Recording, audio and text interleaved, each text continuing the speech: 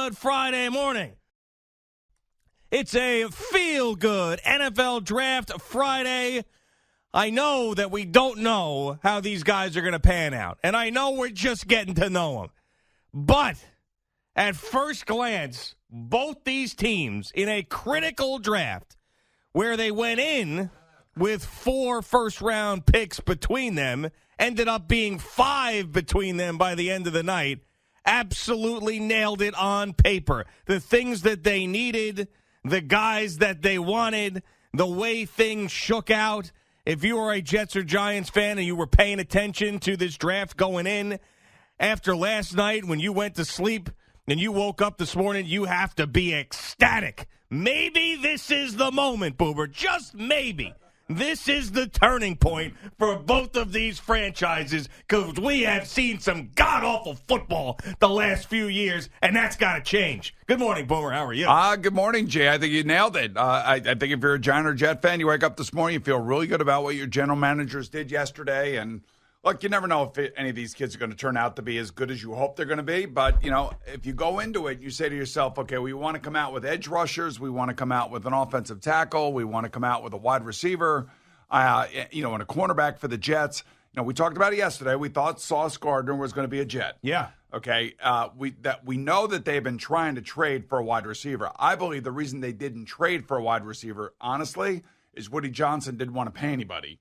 That's what I believe. I believe that they don't want to pay Deebo Samuel. Who knows? I don't believe that they wanted to pay A.J. Brown. I don't believe they want to get the headache that is Marquis Brown that was traded from the Ravens to the Cardinals because he's going to want more money eventually. So there's a lot of things that are in play here. But the moment that Derek Stingley Jr. was taken with the 3rd overall pick with the Houston Texans, you got to believe that Joe Shane was doing backflips because that meant that Joe Shane knew that he was going to have an edge rusher and any one of the, and he'll have a tackle there that he would be more than happy to take. And the reason they ends up taking Kayvon Thibodeau with the 5th overall pick is because, maybe Carolina would have taken him. That's right. So that was the plan going in, that they wanted to take Evan Neal at number 5, but because the way things shook out before that 5th pick, Joe Shane said, okay, that could be dangerous for us if we took Evan Neal, if we also wanted to get that edge rusher, specifically Kayvon Thibodeau. So that's why they ended up taking him at 5, and they knew they were going to have a pick of either Ekwonu or Neal at 7. It's perfect. And they got their guy. They got Evan Neal, and someone who has played a ton of right tackle. They said right off the bat he's going to be the starting right tackle.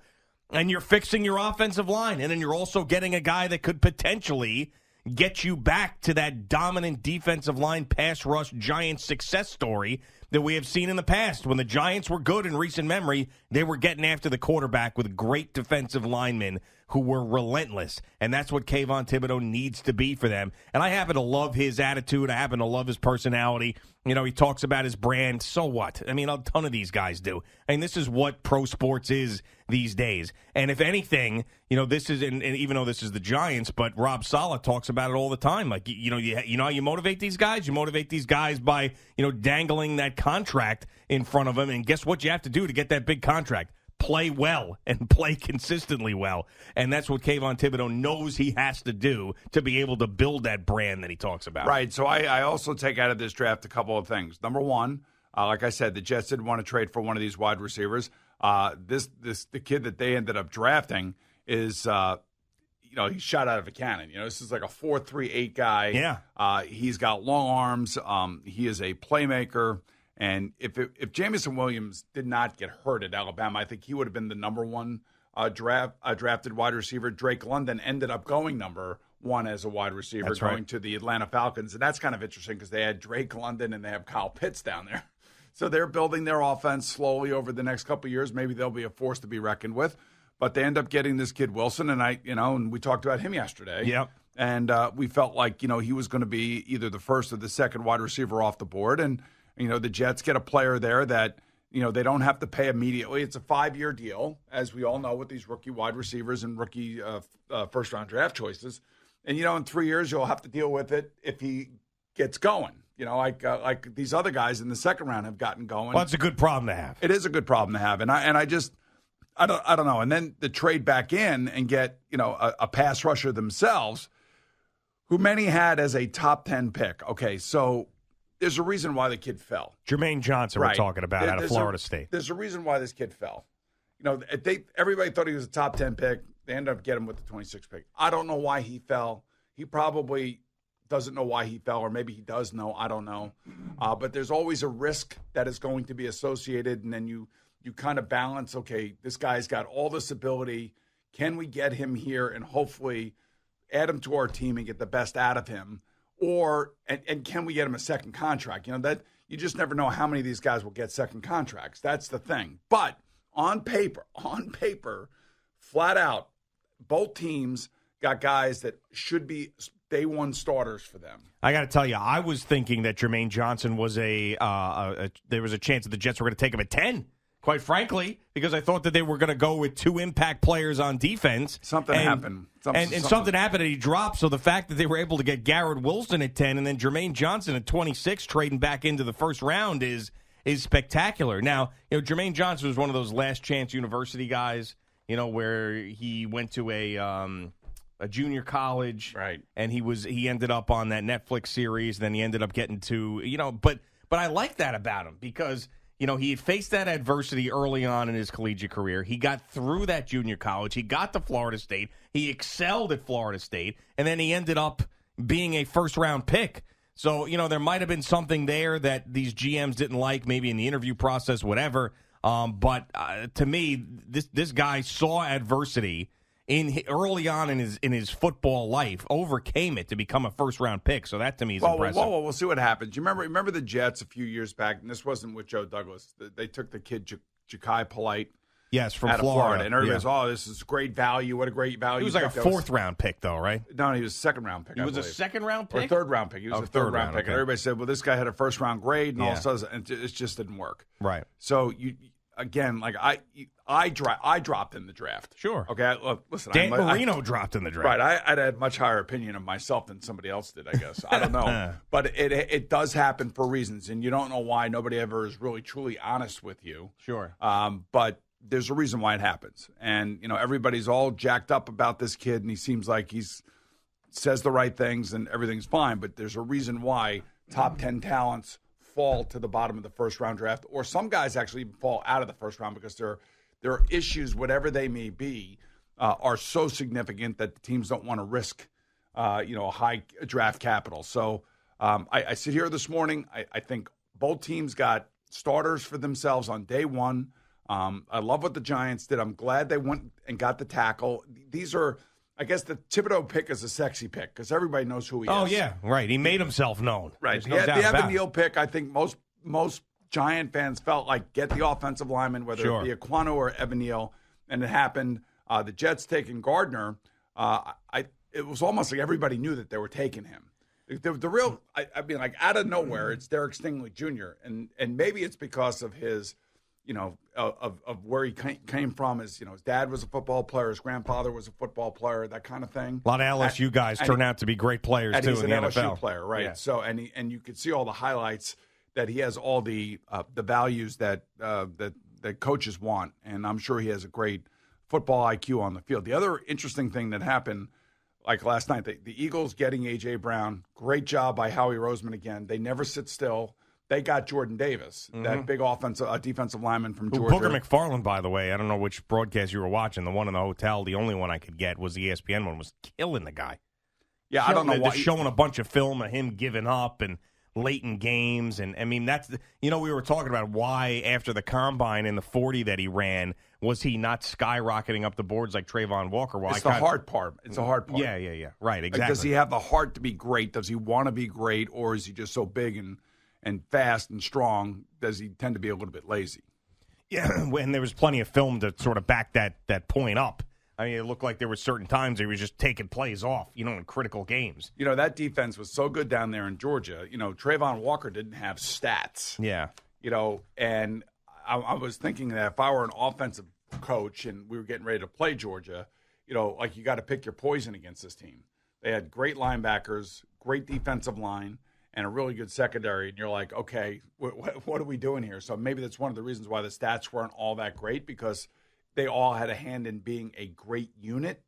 And we'll find out. We'll find out, is it Trayvon Walker the great player, or is Jordan the great player? I personally think he is a very interesting dude, and he's going to be with Fletcher Cox. That's right. And he's also probably going to replace him eventually. Eventually, but he'll be with Fletcher Cox, and Fletcher Cox will show him how to become a true pro. So I think that's a really good pick by the Eagles. And then the other interesting thing for me was the trade of Marquis Brown out of Baltimore. Well, both Browns being traded, A.J. Brown and Marquis Brown. Now, the A.J. Brown one wasn't as surprising, even though Mike Vrabel came out and said, hey, as long as I'm here, he's going to be here. Well, obviously, that didn't work out, which is just so funny. That's why you can never trust anybody who says anything about a player, a general manager, or a coach. But the Marquis Brown one was essentially out of nowhere. Nobody was talking about it. He wasn't in the same situation yet as some of these other wide receivers with a contract, which he eventually would be.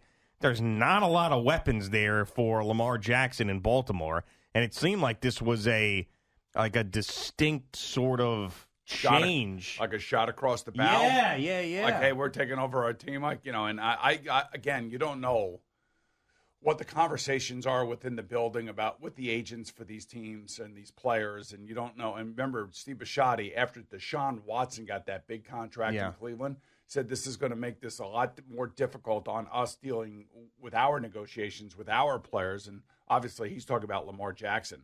Lamar Jackson was not happy. He, put out the old WTF. That's exactly right. That's exactly right. That's what he did. So. It's interesting what they're doing in Baltimore, and look, you got to remember both Marquis Brown and I think Lamar Jackson were lobbying for Antonio Brown. Oh God! And I think John Harbaugh and that whole group down there said, enough of this. Enough. We got to get back to being the Baltimore Ravens. Yeah, which is not a lot of flash and bull crap. That's generally not how they do things down there. The Pittsburgh Steelers sat there quietly and took Kenny Pickett at number 20, the only quarterback to be taken in the first round. I thought that was pretty cool, his reaction. He was obviously overcome with emotion. It seemed like they were not thrilled with the fact that he was dropping as they were showing him on TV, but he ended up at a great place. I saw the Mike Tomlin phone call. So only one quarterback taken, number 20 overall. I've been there, done that. So well, Malik Willis and Matt Corral, there was a lot of people out there that thought that there would still be 3 or maybe even 4 quarterbacks taken in the first round, and it ended up being 1. So, Malik Willis is the biggest name that didn't get selected in the first round. But, Kenny Pickett, you think about a guy who played essentially next door to the Pittsburgh Steelers at the University of Pittsburgh. They know him. And then he just moves right over there to be the heir apparent to Ben Roethlisberger. I don't think it could work out any better for the young man. And I know he's a great kid. I don't know if he's going to end up being, Ben Roethlisberger. But he is, I think the best way to describe him is Joe Burrow light. He's a fifth-year guy. If there was any knock on him coming out of school, it was the fact that he had small hands. There's not a thing about his personality that you can dislike. Right. And he's got some guts and he's got some stones, and I'm excited to see how that works out for them. I think it's going to work out, great for them. And the fact that those other quarterbacks like Desmond Ridder from Cincinnati, Malik Willis, and of course Matt Corral, they're all sitting there. And I was like, my draft year, the first and the second round were the same day. I think the third round, fourth round were too. I can't remember. So I didn't have to sleep on it, or not be able to sleep on it, and then get picked the second day. Sure, yeah. It's a crushing blow to the psyche of the player. And Malik Willis was there, too. Right, and I think those players probably just feel awful. Yeah. And I feel bad for them, but like I always say, in the NFL, it's not about your first contract. It's really about the second contract that truly validates you. Just ask A.J. Brown. Just ask Christian Kirk. Just ask, Deebo Samuel when he gets his new contract. Josh Allen, Patrick Mahomes. It's the second contract that says you're great. And so they'll have plenty of time to figure it out, and hopefully they go to good, solid places. And when their chance comes, they make the most of it. And we can, I guess at this point, officially put the Deebo Samuel to the Jets rumors to bed. After the Garrett Wilson pick, you would think. Yeah, you would think. It's over. Absolutely over.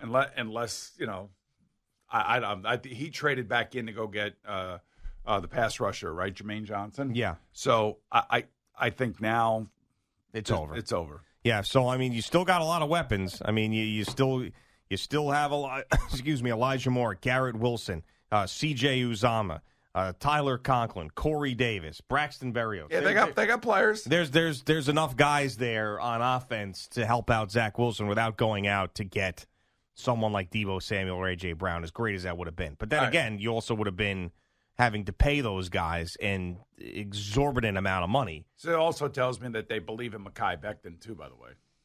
Yeah. This is the thing now that I take out of this is that, maybe Rob Sala's right. Maybe he will be a ball of butcher knives, as he put it. I don't know. But, last year, Elijah Vera-Tucker, in the first round, good solid pick, right? You got Elijah Moore, who I love. That's a good solid pick. It all comes down to Zach Wilson now. Yeah, of course. Yeah. And the true 100% greatness that Joe Douglas sees in him. Yeah, 100% greatness. All right, Boomer and Gio on the Fan and CBS Sports Network, just getting started on this feel-good Friday.